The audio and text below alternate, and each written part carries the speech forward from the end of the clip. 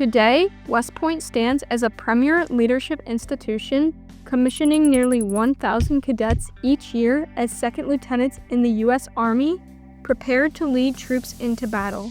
But its story began in 1802, when the United States Military Academy was established as a Corps of Engineers stationed at West Point to serve as a national military academy.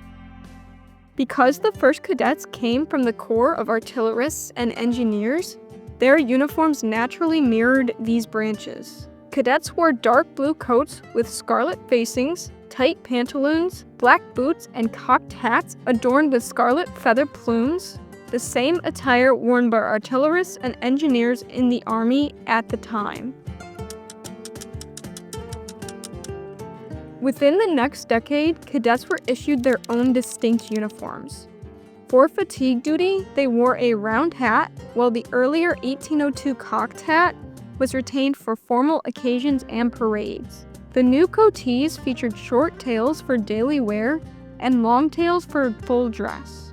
Cadets also wore tight gray pantaloons, and during drill, they donned white cross belts secured with a brass plate in front, along with a black leather cartridge box and bayonet scabbard hanging from the belts.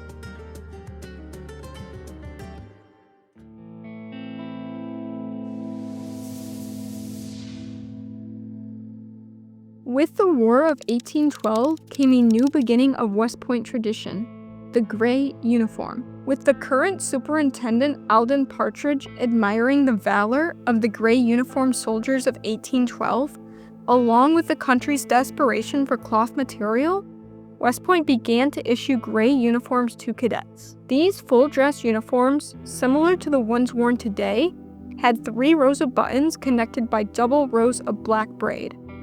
White pantaloons were worn in the summer months, referred to as charivalis. West Point also began issuing cadets leather caps with plumes and brass plates in the same design as the Big Army, however with the title Military Academy stamped across the top.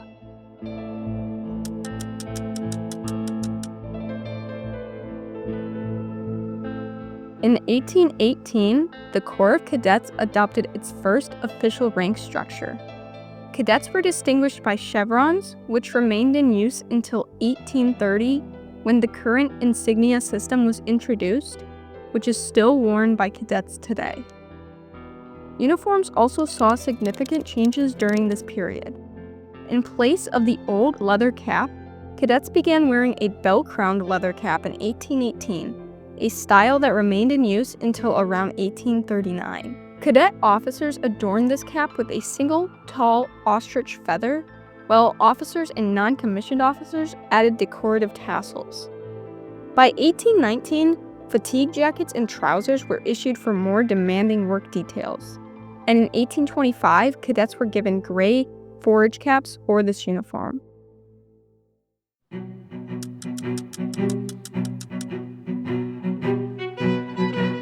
Several more uniform changes were made in the mid-1800s, just before the Civil War.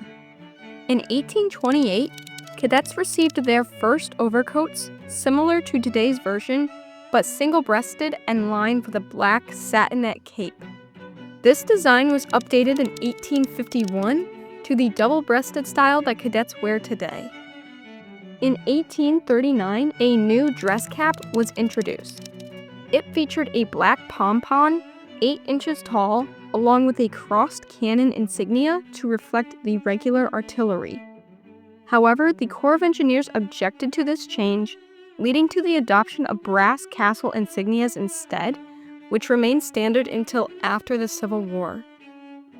Then in 1842, cadet officers replaced the pompons with the tall feather plumes, still worn on the tar buckets today.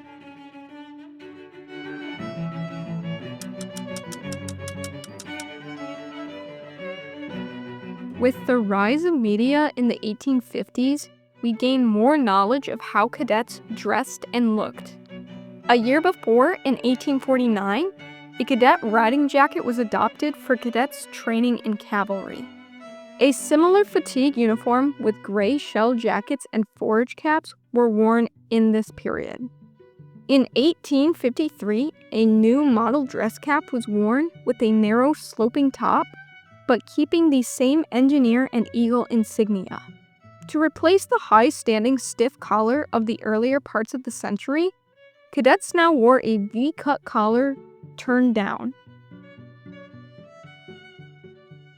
In 1861, a blue forage cap was adopted and worn with no device until 1867, when the letters USMA over an eagle was added.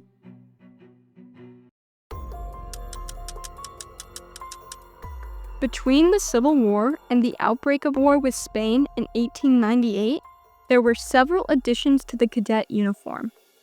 An infantry officer was placed as superintendent in 1866, marking the end to a long reign of engineers. To this, the engineer castle was removed from the dress cap and replaced with a brass sunburst. The center marked a shield with engineers, artillery, cavalry, and infantry. This period also saw the addition of a fully white uniform that cadets would wear during the day over summer encampment. Cadets wore a cork sun helmet covered with white cloth featuring brass spikes and chains. In 1889, a gray blouse trimmed with black mohair braid replaced the gray shell and riding jackets, known today as the Cadet Gray. This was the same year that cadets replaced the turn-down shirt collar with a starched standing collar attached on the inside.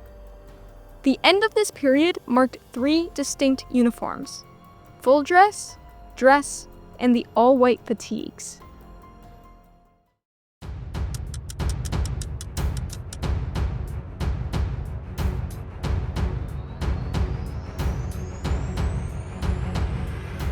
With the new magazine rifle in 1895, infantry fire was longer and faster. Military uniforms began to change from fashionable attire to tactical efficiency.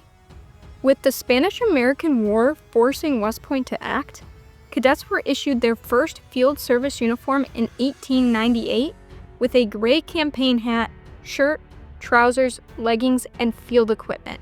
This was changed in 1903 with minor changes such as a peaked Montana hat and a different belt pattern to allow cartridge carry.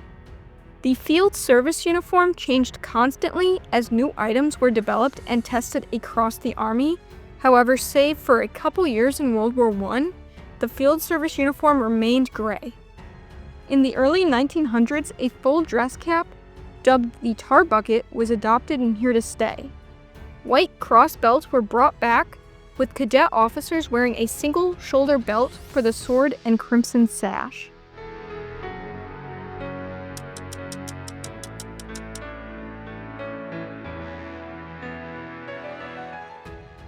As modern technology has increased, so has the number of uniforms necessary for a soldier. As West Point journeyed through the 20th century, more uniforms were introduced.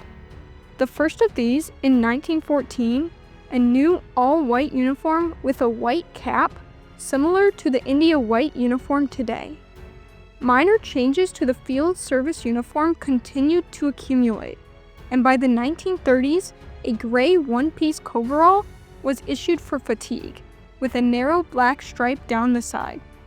In the early years of World War II, the Corps received steel helmets and gray overseas caps to supplement the gray dress cap. West Point finally removed themselves from the gray fatigue uniforms in favor of a khaki fatigue uniform and overseas cap.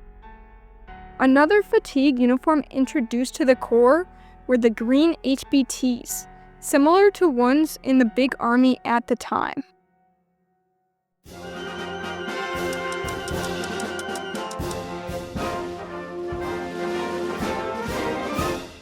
Hitting the mid-20th century brought with it again additional uniforms for cadets.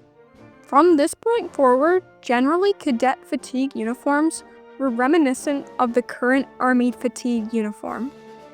The dress gray was removed as a daily classroom wear in favor of the new gray shirt, presently known as for class. Additional items, such as the short O, a shorter version of the overcoat, and the gray jacket saw daylight in this period. Cadets now are provided a white shirt to be worn with the gray trousers as a uniform titled white over gray. This photo of all the uniforms required of cadets in 1955 provides a close snapshot to most of the uniforms that cadets wear presently, with the fatigue swapped out for a modern-day combat uniform. If you would like a detailed guide on each specific uniform a West Point cadet wears today, I have linked that video in the description below. There are also videos on the rank and command structure of cadets today and how West Point functions as an academy. If you have any idea for new videos, please let me know in the comments below, and thank you for enjoying this video.